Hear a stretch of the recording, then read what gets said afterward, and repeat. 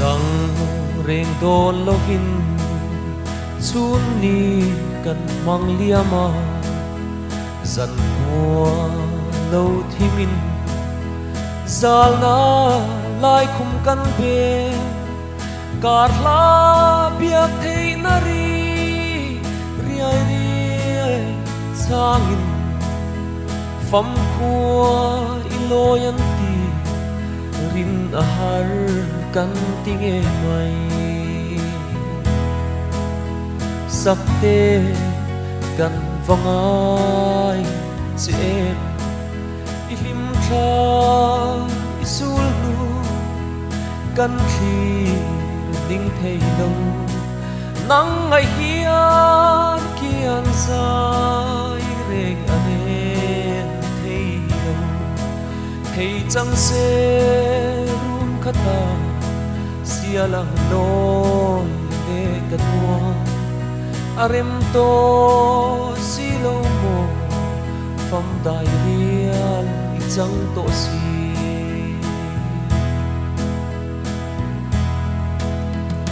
ifam chandan kan ngai thiam lo arong lua e lui pui rum vung vung leng ma te ru nuam chu ifam na mo lo ni kan do chiang ngam lo trapari in kan vang khua rum chung arum vung vung lui pui cham duai chunga an ka rol chua chan tu pui tu ngaya i o rol thang khok chu ria a thei top chua zua pan i lam pana sakte ti a vin chon tu reng atong silo sakte kan vangai che em ihim tha isul nu kan thi ding thei lo nang ngai hian kian sai reng anen thei lo thei chang se run khata sialang loi le kanwa arem to silo mo fam dai rian chang to si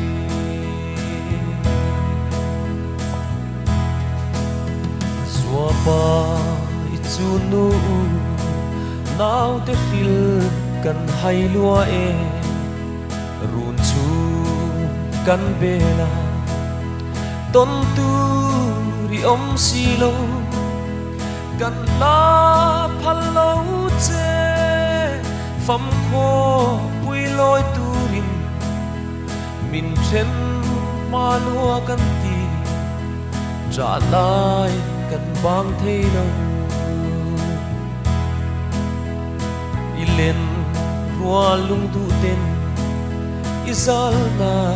than thim chunga isa ming laming an chi mit tui fare chan sai rel si lo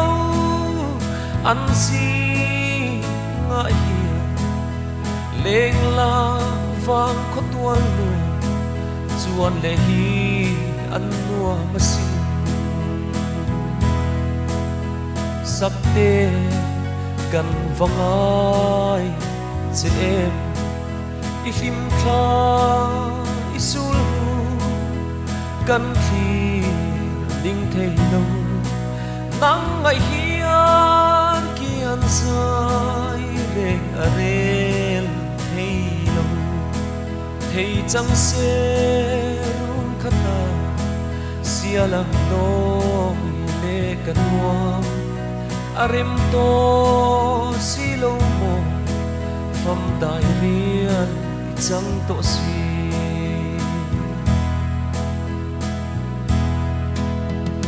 ato